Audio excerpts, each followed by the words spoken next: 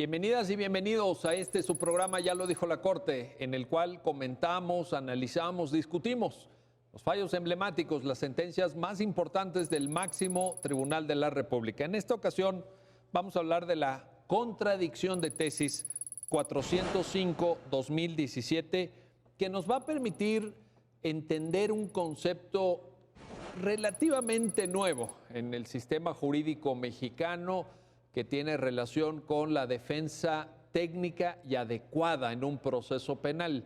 Esto es un elemento indispensable en cualquier Estado de Derecho. Imagínense la relevancia de contar con una buena defensa cuando se acusa a una persona de haber cometido un delito. Y para entender los alcances de esta sentencia, de este importante pronunciamiento de nuestra Suprema Corte, le doy la bienvenida a Pablo Muñoz Díaz. Pablo, bienvenido, gracias por estar aquí nuevamente. Y a Horacio Vite Torres. Horacio, muchísimas gracias. Y te pido, Horacio, que nos ayudes a entender, pues como es contradicción de tesis, esto supone que hubo diversos criterios de los tribunales colegiados que son puestos en conocimiento de la primera sala de la Suprema Corte. ¿Qué decían? ¿Cuál era la contradicción propiamente? Sí, como bien lo dice usted, el criterio que estamos hoy platicando deriva de una contradicción de tesis 405 del 2017. Aquí me gustaría acotar que es importante establecer que las contradicciones de tesis lo establece la ley de amparo en el artículo 225 como un mecanismo en el cual la Suprema Corte y en su caso los plenos de circuito definen qué criterios deben prevalecer cuando tribunales colegiados como órganos terminales emiten sentencias sobre determinado tema jurídico y sus argumentos o sus consideraciones se contraponen una con la otra. Desde luego que este mecanismo tiene por objeto generar certeza jurídica para los justiciables en la medida que evita que aquellas personas que vienen al juicio de amparo o que interponen algún recurso dejen a la suerte, digamos, por llamarlo de alguna manera, o una cuestión aleatoria, el resultado de su impugnación. Que ahora sí que sepan a qué atenerse, ¿no? Un poco cuál es la interpretación correcta y definitiva, que es la que fija la Suprema Corte. Bueno, en este caso, por Exacto, que no quede a una cuestión aleatoria. Si me toca que me resuelva un tribunal colegiado, la respuesta a mi petición va a ser esta, pero si me toca un colegiado distinto, la respuesta va a ser totalmente diferente. Eso es lo que se evita con los asuntos de contradicción de tesis. Se genera la jurisprudencia correspondiente y se genera, desde luego, la certeza jurídica necesaria para quienes ocurren a los tribunales. En el caso en particular, es una contradicción de tesis denunciada por los integrantes del Tribunal Colegiado del 23º Circuito,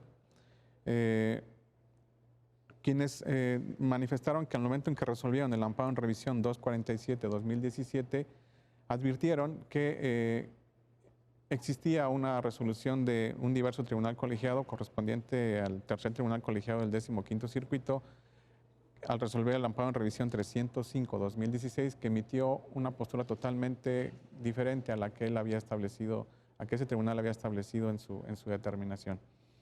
El tema toral por el cual nos decía o nos anunció que había una contradicción de tesis fue definir si en el sistema de justicia penal acusatorio oral, sobre todo exclusivamente en la parte de la audiencia inicial, es necesario que el juez de control se cerciore de que la persona que comparece como defensor de quien va a tener la calidad de imputado en esa audiencia tiene la calidad de licenciado en Derecho, y si en ese momento tiene que exhibir la cédula profesional respectiva que lo acredite con tal carácter. Un tribunal colegiado, lo veremos ahorita, manifestó que era una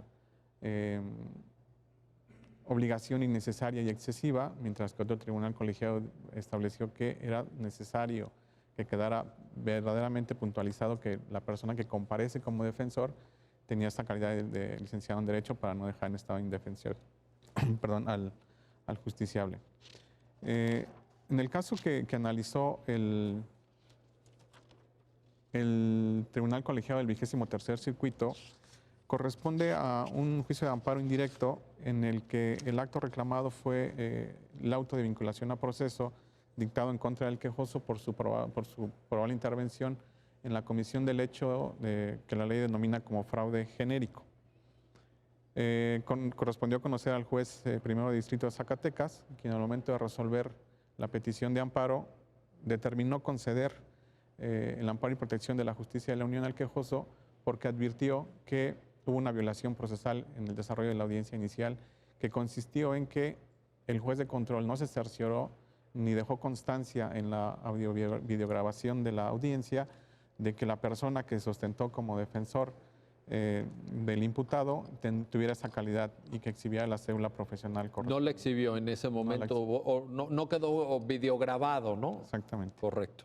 Esa resolución fue recurrida por las víctimas, por la víctima y el Ministerio Público que intervino en el procedimiento penal de origen, en su calidad de terceros interesados, y tocó conocer del recurso de revisión al Tribunal Colegiado del 23º Circuito. Entre otras condiciones que analizó la sentencia del recurso de revisión, el punto medular que aquí, digamos, nos interesaría es que el Tribunal Colegiado, ante el agravio de los terceros interesados, donde aducen que el juez de distrito hizo una interpretación incorrecta del artículo 20, apartado B, fracción octava, de la Constitución. Dice el Tribunal Colegiado, tu agravio es fundado pero inoperante. Efectivamente, la determinación del juez de distrito donde exige al juez de control cerciorarse de que la persona que comparece como defensor tiene cédula profesional y obligarlo a exhibirla en ese momento en la audiencia es una obligación innecesaria y excesiva. ¿Por qué? Porque esa obligación le corresponde más bien al Centro de Justicia Federal que lleva a cabo los trámites administrativos. Es como, digamos, que auxilia la función jurisdiccional de fondo, ¿no? Digamos. Exactamente. Lo que concede el Tribunal Colegiado es esta parte administrativa de los centros de justicia federal deben apoyar al juez de control en esas actividades y por tanto es ante ellos ante quien debe acreditar la calidad de licenciado en Derecho esta persona. Eso lo manejó como una regla general, pero dijo en este caso en particular que estamos estudiando hay una excepción.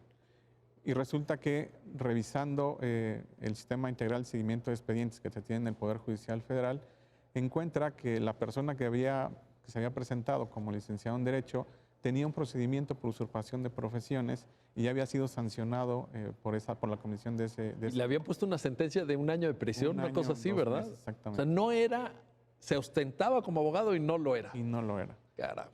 Hace el Tribunal Colegiado, lo que dice es, en este caso en particular, sí está autorizado que el juez de amparo considere como un hecho notorio el que esta persona ya tenía un proceso penal por usurpación de profesiones. Y adicionalmente dice, estuvo correcto que el juez de distrito haya ido a investigar a quién correspondía la cédula profesional que mencionó esta persona al momento de ostentarse como defensor. Que era un médico, ¿no? Era un cirujano, una cosa así de... Una cédula de un médico cirujano. Resulta un poquito paradigmático que el cliente está acusado de fraude genérico y su abogado... Y su abogado defrauda a la sociedad mexicana al estar asumiendo funciones que no le son propias. Efectivamente. Bajo esta perspectiva, el Tribunal Colegiado dice, en este caso en específico, es una excepción. ¿Por qué? Porque tenemos datos que nos permiten evidenciar que esta persona ya tiene un proceso penal por usurpación de profesión. O sea, como regla general no se puede, no es el momento, más bien los auxiliares, el Centro de Justicia, etcétera. Efectivamente. Pero en este caso se configura una excepción a esa regla general. Exactamente. Correcto. Y así resuelve que el juez de control no tiene esa obligación de cerciorarse ni dejar constancia en la videograbación de que el licenciado en Derecho presentó su cédula profesional al momento de la audiencia. Por su parte, el diverso tribunal contendiente es el tercer tribunal colegiado del 15º Circuito. El origen de esto es un amparo indirecto en donde el quejoso también impugna como actos reclamados varias resoluciones emitidas en la audiencia inicial. La primera, que es la relativa a la calificación de legal de la detención. El segundo, que es el auto de vinculación a proceso por robo a casa habitación, que digamos es la parte medular de su reclamo. Y finalmente las medidas cautelares que le fueron impuestas a raíz del dictado del auto de vinculación a proceso en su contra. De esta demanda de amparo correspondió conocer al juez séptimo de distrito en el estado de Baja California, quien concedió el amparo y protección de la justicia de la Unión, entre otras razones, porque consideró que igualmente el juez de control no se cercioró de que las personas que comparecieron como defensores y que tenían la calidad de defensores de oficio tuvieran realmente esa calidad técnica de licenciados en Derecho. Los defensores en esa diligencia de lo que hicieron mención fue que sus datos ya estaban registrados en el Centro de Justicia Federal y por tanto ya no era necesario en ese momento exhibir la cédula. Precisamente por esa circunstancia, el juez de distrito consideró que había una violación al debido proceso en esa audiencia inicial y por tanto concedió el amparo. Se van a recurso de revisión igualmente las víctimas y el Ministerio Público que intervino en el procedimiento de origen. Sus agravios principalmente estaban encaminados a una inadecuada interpretación del juez de distrito del artículo 20, apartado B, fracción octava de la Constitución. Y el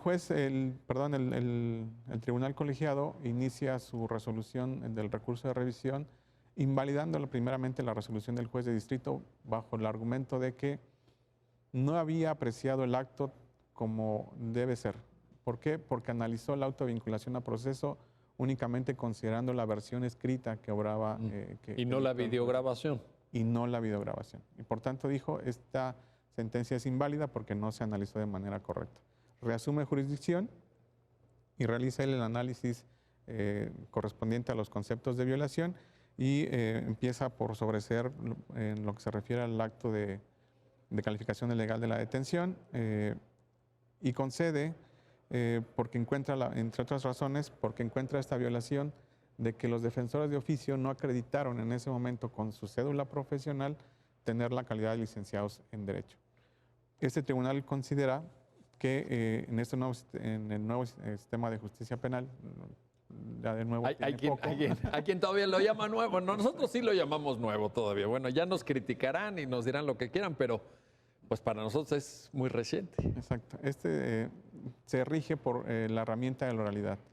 Y por tanto el tribunal colegiado considera que lo que no obre en esa diligencia y en ese registro de videograbación no existe.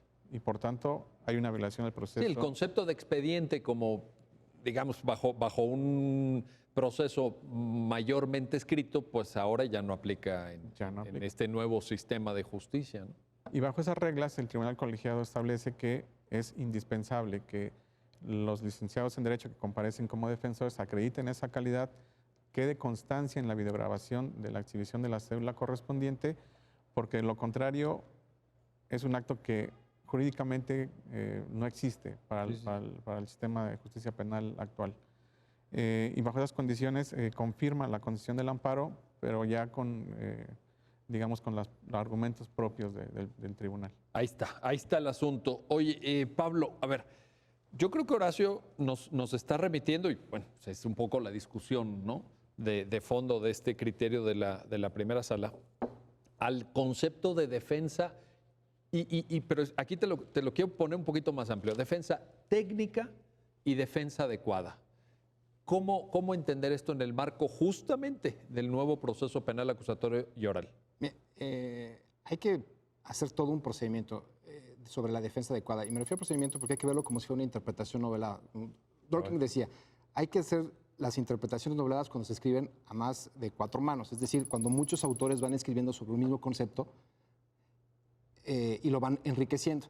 Aquí hay que ver cómo fue matizándose la defensa adecuada y cómo fue creciendo en el tiempo. Es decir, en una primera instancia, en una serie de amparos, en el amparo directo 8, 9, 10 y 33 del 2008, primero se decía que la defensa adecuada simple y llanamente es que estuviera la persona inculpada, que estuviera asistida por un defensor.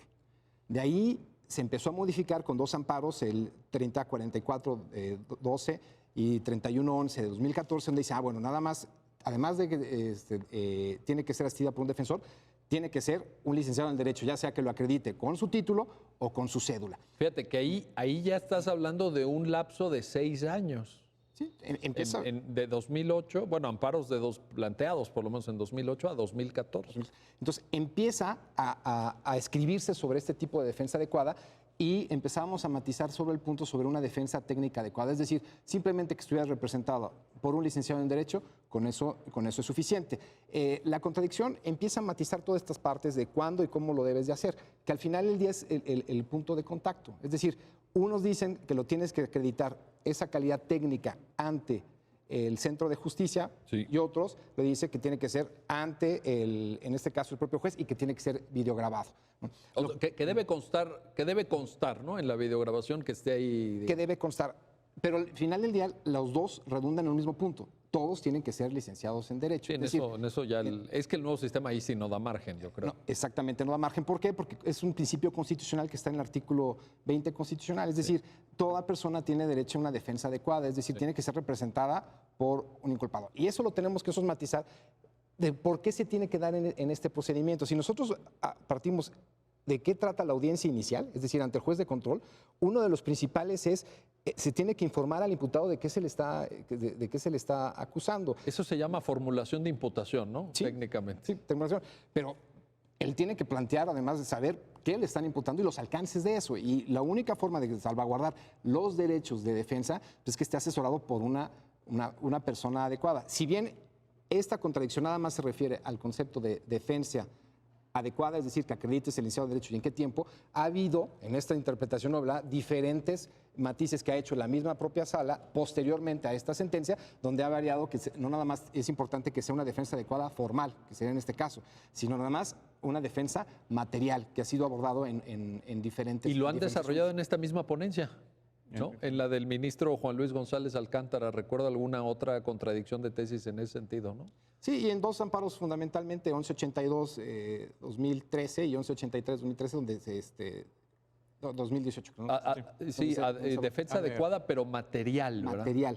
Ahora, hay que, por eso, de esto de interpretación novelada, podrá ser muy literario, pero al final del día es que también se fue escribiendo la historia en el mismo ámbito interamericano. En el inter de todas estas resoluciones, la Corte Interamericana resuelve el caso Ruano Torres y otros contra El Salvador, donde ya establece esta diferencia. Dice, no nada más es importante que seas defendido por una persona que acredite el título de derecho, sino además, pues la defensa material es que sea una asistencia adecuada, que sepa un poco sobre el tema, porque si no estás así defendido, pues simplemente no se va a garantizar uno de los pilares en el sistema acusatorio, que es la defensa. Oye, dices, Pablo, que sepa, pero que haga cosas también. Sí, evidentemente tiene que hacer ciertos actos positivos, siempre y cuando no sea la propia defensa, o sea, su estructura de defensa, su teoría del caso que esté presentando, que no sea su estrategia, por llamarlo así, de contestarlo de esa manera. Sean unas fallas ajenas al imputado. Eso es lo principal, es decir, que se pueda ver que no cumplió con un estándar mínimo de defensa que se debieron de acotar. Estará en función de las circunstancias del caso, de la estrategia que se quiera emplear. Finalmente, la carga de la prueba reside en quien acusa. Sí, evidentemente por el principio de inocencia, pues evidentemente la carga de la prueba la tiene en este caso pues, el Estado, que le está imputando una cierta conducta al particular. Te lo pregunto porque si nos están viendo algunos defensores en materia penal, a lo mejor dicen, oye, pero a mí me conviene más decirle a mi cliente que guarde silencio, yo no aporto elementos probatorios porque pienso que la Fiscalía no llegará a cumplir con el estándar de prueba que le exige el artículo 359 del Código Nacional de Procedimientos Penales, ¿no? ¿Puede ser una estrategia o no? Claro que sí, o sea, simplemente hay unos deberes mínimos. Y esto no nada más es de esta interpretación. El propio Código Nacional de Procedimientos Penales ya establece ciertas obligaciones del defensor, que está en el artículo 117, que es un estándar mínimo que él debe de cumplir, ¿no? Lo que se hizo fue pues, darle un poco de densidad a este concepto y asegurarse que no solo lo tenga que hacer como lo marcaba la norma, sino que el juez se vuelve garante también de esta parte. Porque eso es muy importante, el papel del juez. Si el juez advierte que existe que se ha fallado ese estándar mínimo de diligencia en el cumplimiento de las obligaciones del defensor, entonces tendría que actuar. Claro, siempre bajo ciertos supuestos, ¿no? Que sean fallas ajenas a la voluntad del imputado, ¿no? Para que puedan entrar, que las fallas o deficiencias no sean parte de la defensa, como consecuencia de la estrategia que ha planteado en este caso el defensor, y que se pueda impactar en el sentido del fallo, ¿no? Es decir, que sea un error evidente de que está fallando en este caso la defensa. ¿Por qué? Porque uno de los pilares, reitero, del sistema penal acusatorio, nuevo sistema penal acusatorio. No, pero le puedes decir sistema penal acusatorio. No, sería en este supuesto de defensa. Claro que en estos fallos que ha resuelto la primera sala de la ponencia del ministro González Alcántara, se ha sido muy exacto en definir que no nada más esto aplica al nuevo sistema penal acusatorio, sino también al sistema mixto. La defensa material en los asuntos que todavía tengan esta vertiente se sigue aplicando. Es decir, tienes que tener defensores que no solo cuenten con título de licenciado en Derecho, como es el caso de la contradicción que hoy estamos platicando, sino además tengan los conocimientos técnicos para poder defenderlo. Porque sin defensa, pues realmente se caería todo este sistema que se quiere plantear de garantizar no nada más las obligaciones y los principios que están en la Constitución, sino en la propia Convención Americana de Derechos Humanos. Oye, a ver, nada más aquí. Cuando tú hablas del juez garante que está en estos otros amparos que citaste, etcétera, el juez como, digamos, que tiene que entrar al quite cuando se da cuenta que el defensor de plano pues no está cumpliendo con las obligaciones o no conoce el nuevo sistema o no sabe qué es una audiencia inicial y cuál es su papel ahí, etcétera. No te refieres exclusivamente al juez de amparo, sino al juez de proceso penal ordinario, sea federal o local. Lo tendrá que advertir en ese momento. O sea, en esa audiencia inicial es donde puedes advertir, oye, está fallando en esta cuestión. No esperarse al amparo. No esperarse, pero también podría advertirse en el amparo y tendría pero involucra a ambos tipos de jueces. Y en este caso hasta los magistrados en un tribunal. Si advierten que hay una falla en la defensa, pues podrían revertirlo para que, reitero, no para pronunciarse sobre el ilícito que se está... No, es audiencia inicial, evidentemente ahí todavía no si no es simple y llanamente ver que pues, la persona se ha defendido adecuadamente bajo los estándares que nos obliga la Constitución y la Convención Americana de Derechos Humanos. Importantísimo. Bueno, vamos a hacer una pausa, no se vayan, vamos a regresar enseguida, en muy pocos minutos, para seguir platicando de esta contradicción de tesis, la 405 del 2017, con Horacio Vite, con Pablo Muñoz. Regresamos enseguida.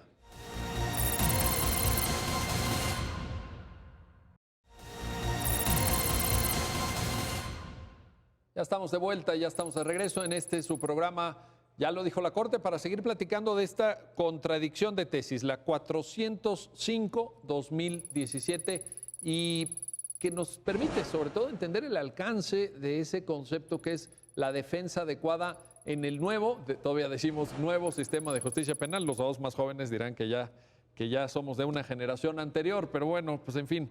El sistema anterior, el sistema inquisitivo mixto o acusatorio mixto, como ustedes le quieran llamar, pues venía de décadas atrás. Y en este sentido, Horacio, te quiero preguntar, hay una discusión, digamos, no medular en la sentencia, de pasadita, pero que tiene que ver con título o cédula. Parece que sirven para acreditar diferentes cosas, ¿no? ¿Cómo lo entiende la sentencia? Sí, quisiera destacar que este tema del título o cédula traía una secuencia histórica importante. Inicialmente nuestra discusión o las discusiones en la Suprema Corte y en general en el ámbito jurídico era que tuvieras un defensor que fuera licenciado en Derecho. Posteriormente hubo precedentes de esa propia Corte en la que se estableció la necesidad de ver cómo se acreditaba esa calidad de licenciado en Derecho para una cuestión más de una defensa técnica. En el precedente que encontramos aquí, que se cita en la contradicción, que es el amparo directo en revisión 3044-2012 y 3111-2014, se llegó a la conclusión que bastaba con que la persona acreditara con su título de licenciado en Derecho y eso le daba la calidad y los conocimientos necesarios para poder llevar a cabo una defensa adecuada de una persona imputada en la comisión de un delito. Digamos, teniendo título, presumimos la capacidad técnica de quien está presentando una defensa. Exactamente, en aquel momento así se pensaba, inclusive se mencionó en esos precedentes que la cédula profesional no cumplía ese objetivo porque sencillamente era un trámite administrativo que no reflejaba de ninguna forma los estudios técnicos realizados por esta persona para fungir como defensor en un proceso penal. Esto ha ido evolucionando, evidentemente. Actualmente hubo un precedente posterior que fue el amparo directo en revisión 140-2015, que mencionaba hace un momento Pablo, en donde se analizó si los defensores de oficio que por la labor que desempeñan se entendería que pasaban un filtro para poder ser designados como tales y que por tanto habría que dar por descontado que son licenciados en Derecho, tenían o no que acreditar esa calidad con su cédula profesional al momento en que intervenían en un proceso penal. Ahí se dijo, sí tienen que hacerlo, no basta que exista un registro de él en la Defensoría de Oficio como parte de esa institución, sino que se requiere que quede plasmado que efectivamente cuenta con cédula profesional y tiene las habilidades técnicas necesarias para poder llevar a cabo una defensa adecuada. Actualmente ya el Código Nacional en el artículo 113, fracción 11, nos establece que la persona que comparezca en defensa de la persona imputada o acusada según la instancia procesal en que intervenga, tiene que acreditar esa calidad con su título de licenciado en Derecho o bien que sea abogado titulado. Pero adicionalmente dice, y tiene que presentar su cédula profesional. Es decir, ya ahorita aquel trámite administrativo que se consideraba como la emisión de la cédula ya tiene una repercusión más importante. Sí tienes que, ya no basta con que acredites tú con un título de licenciado en Derecho, que seas abogado titulado, se requiere también que tengas una cédula que te autorice para actuar como tal en los procedimientos jurisdiccionales. Ha sido un avance importante en ese sentido.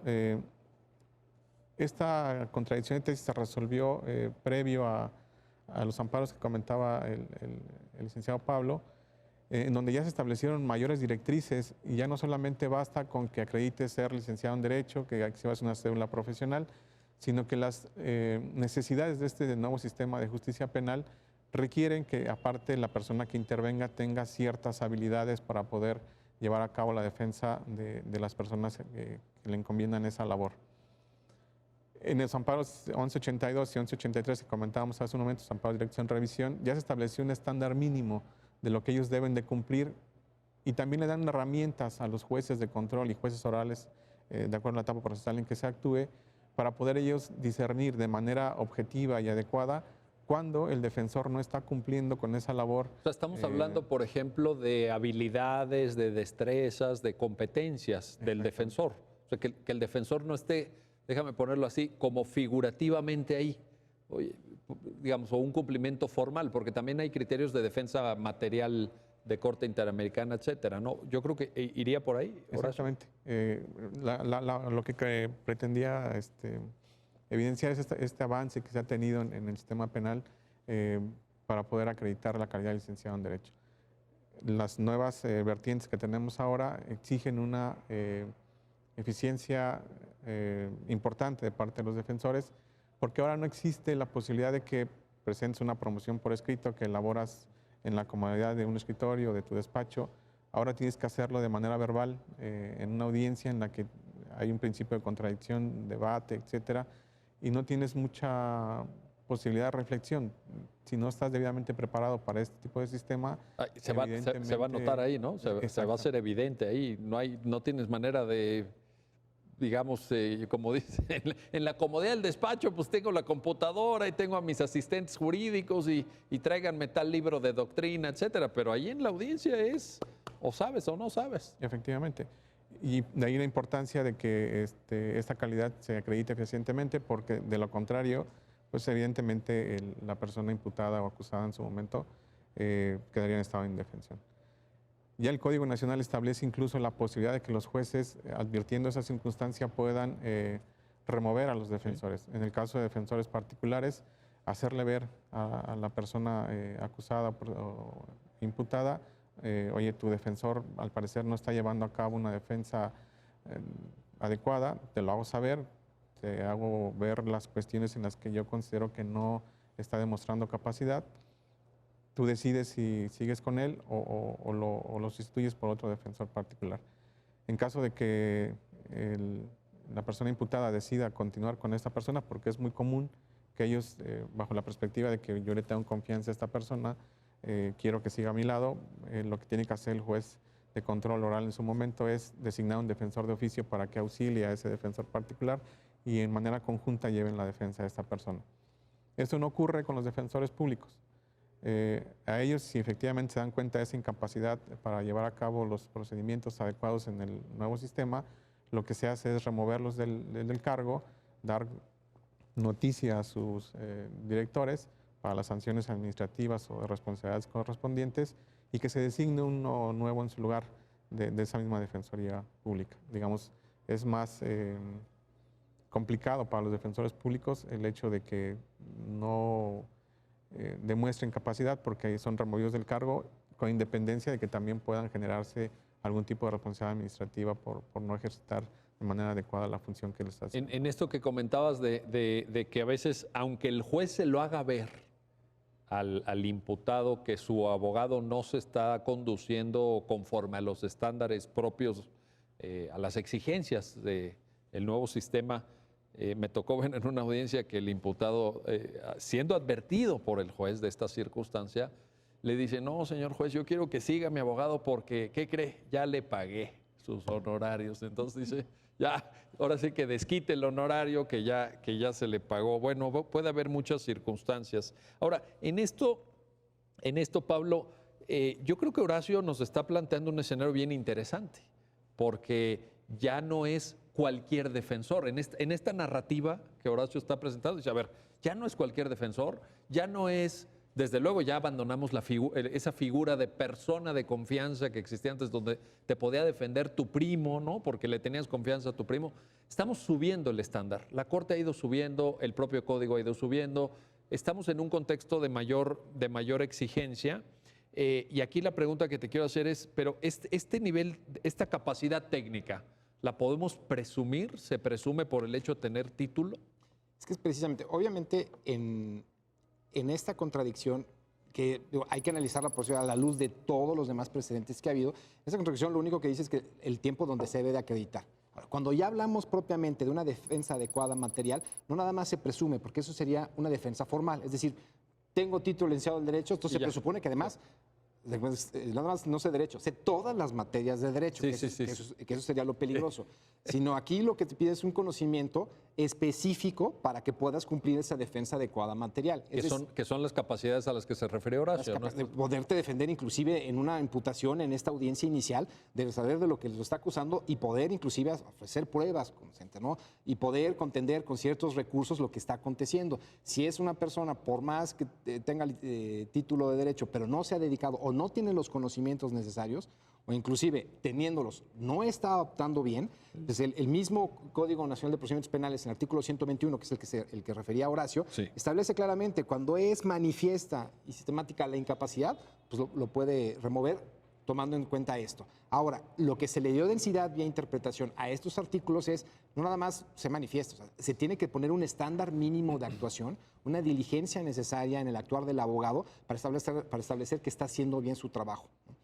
Y no nada más dejarle la carga al propio abogado, ni en este caso al inculpado. Es decir, el Estado tiene que salvaguardar, ya sea con la ley, que ya lo hizo, pero además con el Poder Judicial, con su juez, establece esta parte, porque el juez en esta parte tiene que ser garante del proceso.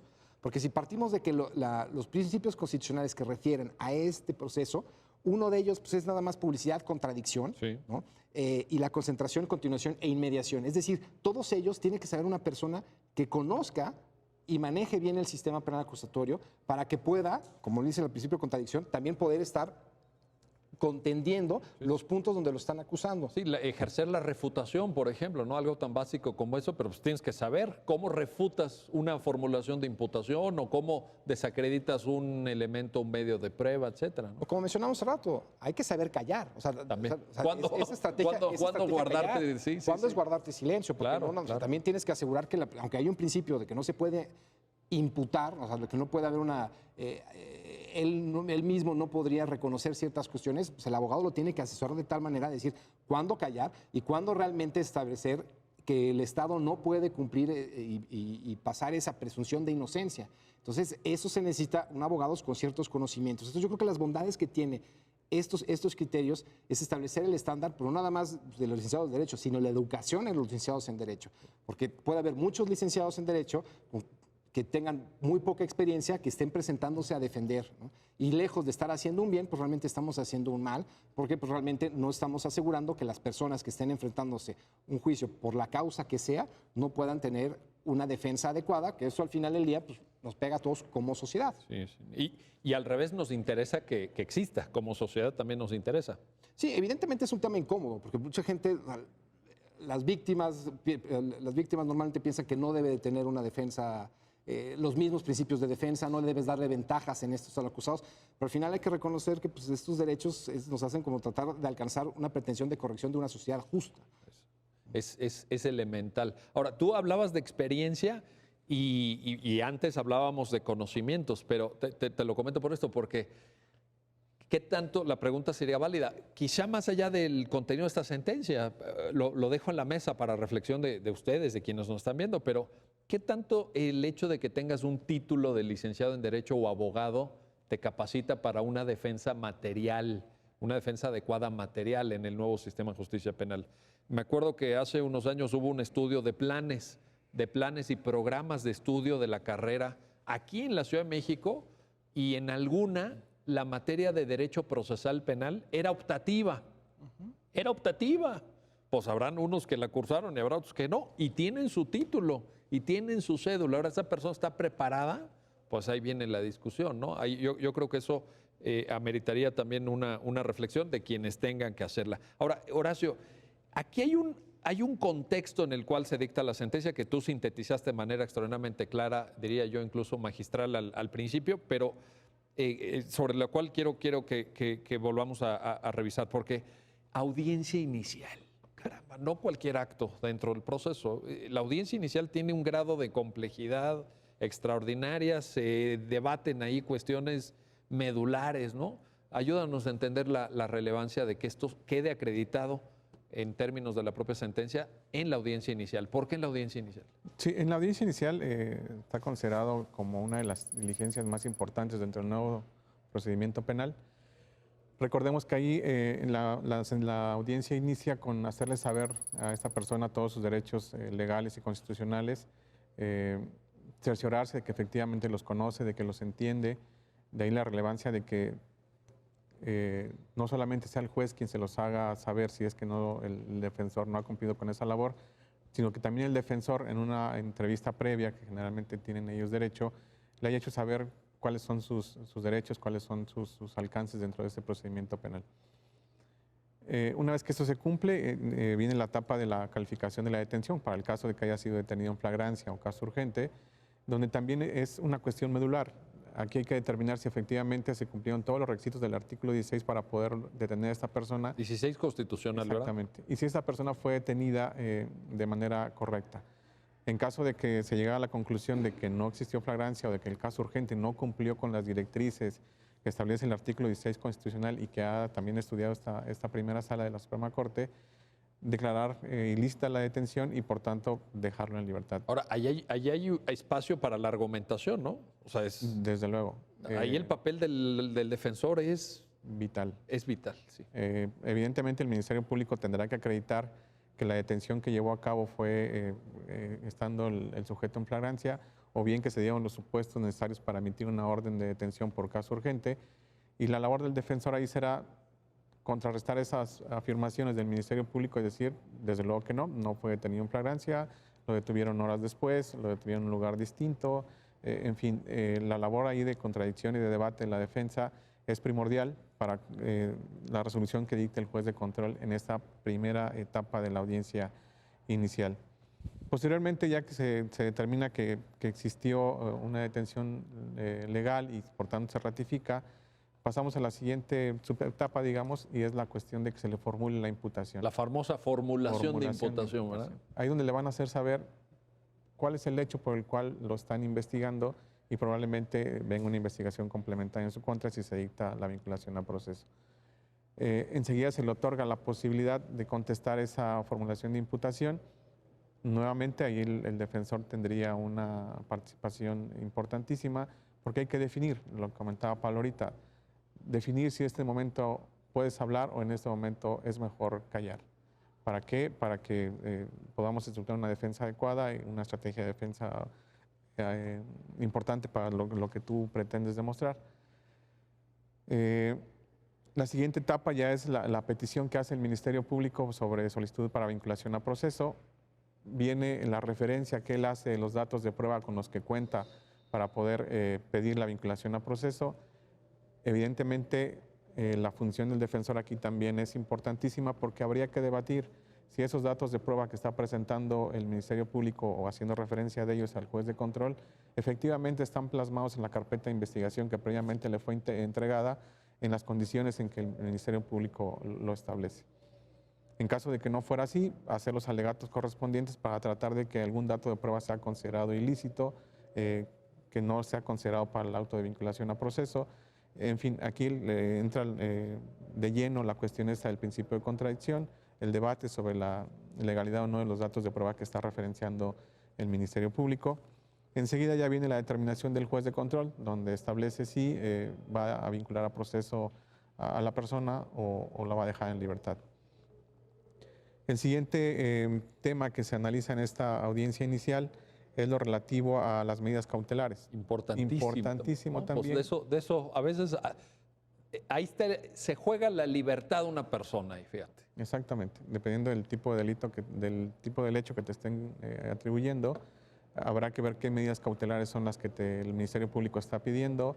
La defensa que tiene una labor activa impresionante en el sentido de tratar de demostrar que no son necesarias en muchas ocasiones las que el Ministerio Público pide. Generalmente el Ministerio Público pide aquellas que son más restrictivas de la libertad. Aquí la defensa tiene una labor extenuante para determinar por qué no son necesarias, por qué no son No, se van por prisión razonables. preventiva. Pues el MP te va a pedir prisión preventiva. Hay supuestos donde eso se determina de manera oficiosa, si no justificada. Efectivamente, cuando ya es la prisión preventiva oficiosa, pues hay poco que hacer, ¿no? Ya la disposición viene desde la Constitución, pero cuando se trata, por ejemplo, de prisión preventiva justificada, el Ministerio Público sí tiene que hacer un ejercicio de argumentación importante para poder evidenciarle al juez: esta persona no puede llevar su procedimiento en libertad porque se va a sustraer de la acción de la justicia, pone en riesgo la seguridad de las víctimas, pone en riesgo la seguridad de los testigos, y por tanto es necesario que permanezca privado de su libertad durante la investigación complementaria. Como vemos, esa es otra etapa más de la audiencia inicial que es sumamente importante, en donde la labor del defensor es vital para que la persona sufra la menor cantidad de restricciones en cuanto a su libertad personal. La siguiente etapa ya es la discusión del plazo para el cierre de la investigación, que a veces consideramos que es un poquito menos importante. No lo es así cuando estás privado de tu libertad, cuando tienes una prisión preventiva oficiosa.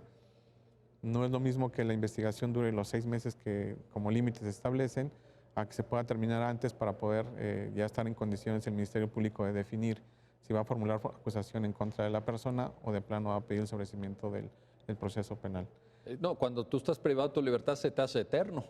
Lo que quieres es que ese plazo de investigación complementaria pues se reduzca lo más posible, vaya hasta donde sea posible, cuestión de días incluso, ¿no? Exactamente. Como vemos de la relatoría que les acabo de formular, esa etapa, esa audiencia inicial tiene tal complejidad y tanta importancia dentro del procedimiento penal acusatorio oral, pues que se requiere que la persona que está siendo imputada tenga un defensor que tenga las habilidades y técnicas necesarias para poder contrarrestar y llevar a cabo una defensa. Es que con este eficaz. conjunto de cuestiones que nos estás planteando, Horacio, pues uno diría, vaya, se me ocurre que pocos actos dentro del proceso penal tienen mayor relevancia que esta audiencia inicial. O sea, aquí se juegan una serie de cuestiones vitales para lo que a la postre será el resultado, ¿no?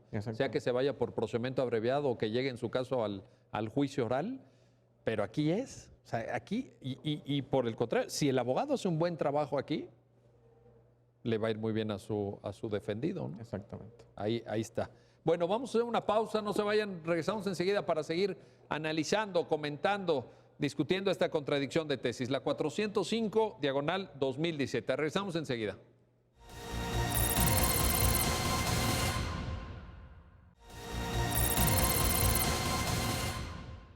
Ya estamos de vuelta, ya estamos de regreso en su programa, ya lo dijo la Corte, para seguir analizando esta contradicción de tesis, la 405/2017.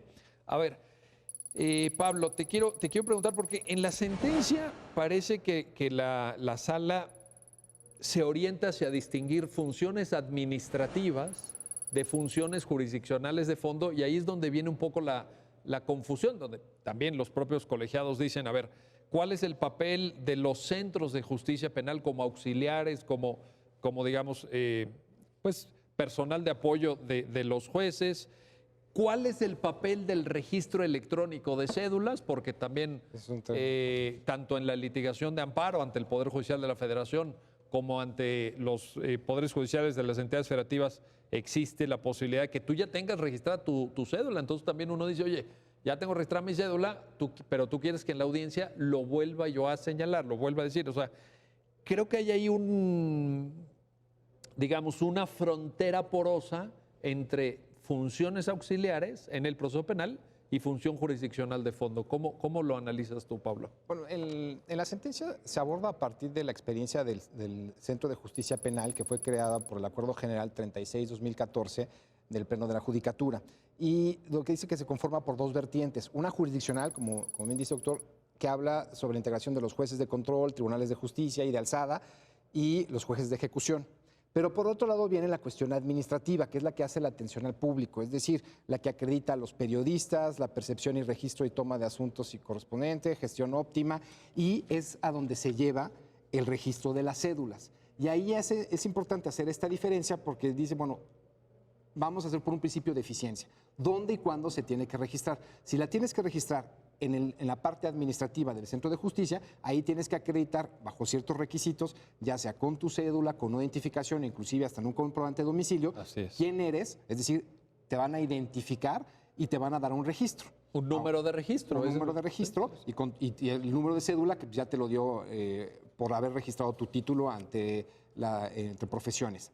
Y posteriormente, pues, si lo tienes que hacer en la cuestión jurisdiccional. Y es ahí donde el punto neurálgico de esta contradicción dice, bueno, ¿dónde y cuándo lo debo de hacer? Y por eso la primera sala, a partir de la interpretación del 116 del Código de Procedimientos Penales, que dice que te tienes que identificar con tu cédula, es cuándo tiene que hacer ese proceso de identificación, si ya sea ante el centro o ante al propio juez. Por eso se advierte esta diferencia, que además esto, pues, Código Nacional se tiene que replicar en todas las entidades, tiene que haber este tipo de centros y especializados para poder registrar tu cédula. Entonces, ¿a qué nos lleva ello? Si yo tengo que registrar mi cédula, pues lo tengo que volver a hacer ante el juez y el juez tiene que verificar, o simplemente en estas funciones administrativas del Centro de Justicia ya hicieron esa labor.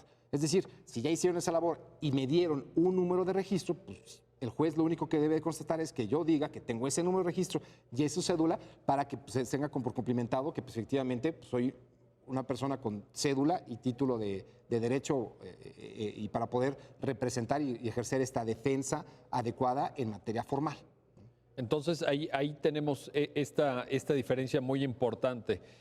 Horacio, hay una mención, me llamó la atención en la lectura de la sentencia, hay una mención de esta figura nueva que por cierto ha generado pues, su propio debate, no aquí, sino entre los estudiantes, sobre todo, las cédulas electrónicas ahora.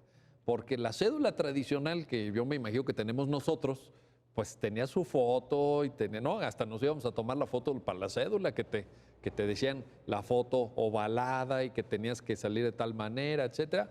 Pero con las cédulas electrónicas también la sentencia de pasadita lo menciona, ¿no? Sí, efectivamente. La idea de mencionar esta cuestión de la cédula sin fotografía y con registro electrónico fue con el afán de demostrar qué tan complejo puede ser para el juez de control que en la audiencia misma ya empezada, ya en camino de realizarse, se le imponga la carga de, en este momento me exhibe la cédula electrónica que no trae una fotografía. Juez de control tienes que suspender para verificar que efectivamente la persona que está presentando esta nueva cédula corresponde efectivamente a quien ahí aparece, pero adicionalmente a eso si es la persona correcta a quien le fue expedida. Este problema no lo teníamos antes porque las cédulas tenían una fotografía, digamos, era menos complicado poder advertir si la persona que aparecía en esa fotografía era la que estaba sentada en el lugar del defensor. Hoy eso complica un poco más la cuestión y la actividad del juez. Aquí me parece importante destacar que, así lo he entendido yo, en la primera sala, en las resoluciones que ha emitido para el nuevo sistema de justicia penal, han tenido una directriz, que es eficientar en la medida de lo posible este nuevo sistema de justicia penal. Un servidor tuve oportunidad de recibir cátedra de gente de Chile, Puerto Rico, etcétera, y cuando teníamos la oportunidad de ir a diligencias de jueces de control o jueces ya en audiencia de juicio oral, se sorprendían porque me decían, es que me sorprende el formalismo que tienen ustedes para sus audiencias. Decían respecto a México. Exacto. Porque Caramba, decía, ¿cómo? ¿Cómo? En Comentaba- México somos muy cuadrados y formalistas. decía, esto de que el juez, anuncien al juez y que entre el juez y que se le pongan de pie y después viene este preámbulo de identificaciones y dime tu cédula y dime el número de cédula y la otra persona también, con qué se identifica, etcétera. Ellos me decían, genera una pérdida de tiempo que finalmente se cuantifica en la cuestión de lo que cuesta una audiencia de esta naturaleza. Evidentemente la primera sala no intenta sacrificar el debido proceso, eso desde luego que no es así. Lo que intentó fue conciliar las posturas de los dos tribunales colegiados para poder llegar a una postura, digamos, híbrida, en el sentido de decir, vamos a aprovechar las bondades que nos genera tener un centro de justicia penal, un registro de cédulas, y vamos a eficientar la manera de identificación de los defensores al momento de la audiencia inicial, que es la que específicamente aquí se abordó. En esa mecánica lo que se dijo es, si ya tenemos el precedente de que este abogado está diciendo que ya presentó su cédula, que ya se identificó, que ya llevó a cabo un registro con todo lo que le solicitaron, generalmente, comentaba el doctor Pablo adecuadamente, les piden no solamente la cédula, sino también una identificación diversa y hasta comprobantes de domicilio. Ya tenemos una presunción de que esta persona tiene esa calidad porque ya el centro tuvo la posibilidad de investigar que efectivamente este registro fuera el correcto y el adecuado. Sin embargo, para efecto de no generar esta cuestión de afectaciones al debido proceso, lo que la resolución propone es, el juez de control tiene la obligación de sí, de pedirle al defensor que se identifique, que mencione su número de cédula profesional y el registro que ya se le otorgó. Y en todo caso constatar que el auxiliar de sala haya verificado que esta información que proporciona el defensor es correcta, y con eso sería suficiente para poder decir el juez de control se cercioró que ya tiene, que la persona que está representando al imputado efectivamente acreditó la calidad de licenciado en Derecho.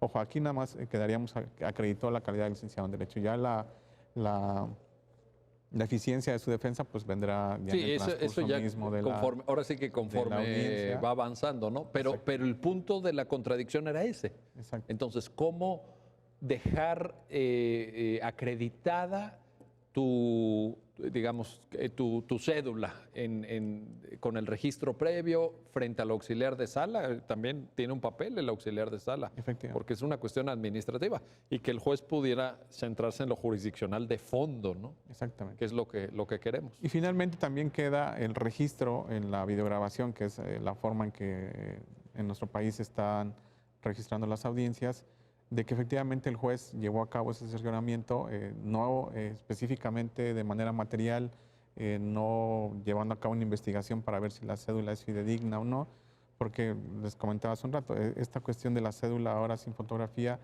me parece que si siguiéramos bajo esa misma mecánica, le generaríamos al juez de control una carga de investigar en ese momento, no solamente si es licenciado en Derecho, sino que también si la persona que está presentando la cédula es a la que se le fue expedida, ¿no? Que entonces requeriría de una identificación. Una identificación adicional, entonces se complica un poco la situación. Y pensando que hay jueces con una carga ya muy importante, jueces de control que traen carga de trabajo y que van a audiencia una, otra, se ha sobrecargado también el sistema de justicia penal. Exactamente. En ese sentido, lo que se pretendió de alguna manera en la resolución de la primera sala es eficientar esa forma de registro, eficientar que las audiencias se lleven a cabo con la agilidad necesaria, precisamente por esa carga de trabajo que tienen los jueces de control y en su momento los jueces orales, que cada día aumenta y aumenta y aumenta más. Eso no es una buena noticia para el país, que haya tantos temas en materia penal. Pablo, estamos a 2 minutos de terminar. Te pido una reflexión conclusiva de los temas pues que aquí la Corte discute y que Horacio nos ha ayudado también con gran claridad a entender, porque pues está la defensa adecuada, están las capacidades de los abogados, está el papel del juez, tú lo mencionaste, esa idea de el juez como garante, y mencionaste también la educación, el papel de las escuelas, la educación, algo sobre lo que también hemos platicado en otros programas contigo. Ayúdanos a cerrar con una reflexión de tu parte, por favor. Bueno, fundamentalmente que esta contradicción de tesis 405-2017, sumada con las otras resoluciones que ha emitido la primera sala, lo que tratan es robustecer un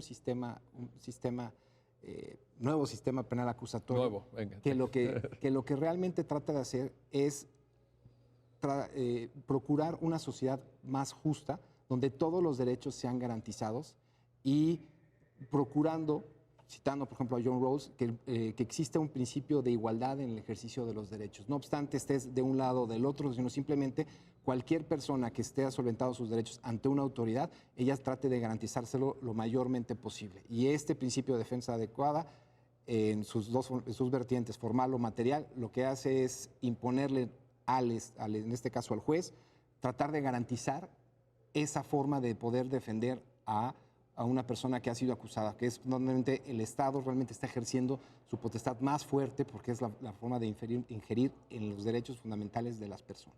Pero ¿no hay un mensaje también para los abogados ahí, Pablo? Mencionas a los jueces. Sí, claro, hay un principio ético de los abogados y que es fundamental.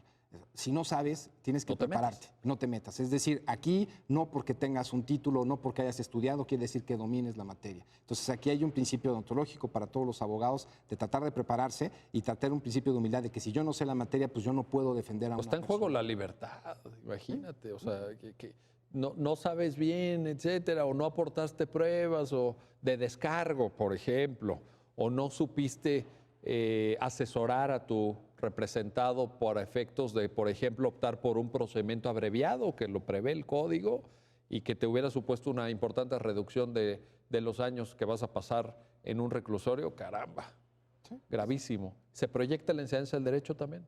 Claro, es realmente también buscar... Tú eres profesor, ¿esto te preocupa? No, me preocupa porque realmente los planes de estudios tienen que ajustarse a esta nueva realidad y tratar de enseñar y que la gente vaya lo mayormente preparada, ¿no?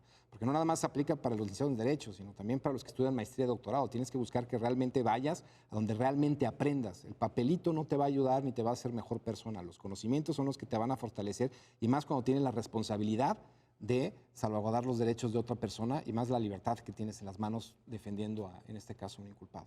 Caramba, importantísima esta reflexión. Bueno, Horacio Vite Torres, gracias. Pablo Muñoz Díaz, gracias también. Gracias a ambos por ayudarnos a entender esta sentencia y gracias a usted que hace posible su programa, ya lo dijo la Corte, en el cual analizamos los fallos emblemáticos, las sentencias más importantes del Tribunal Constitucional de México. Nos vemos pronto para un nuevo análisis y comentario de los fallos más importantes de la Suprema Corte de Justicia de la Nación.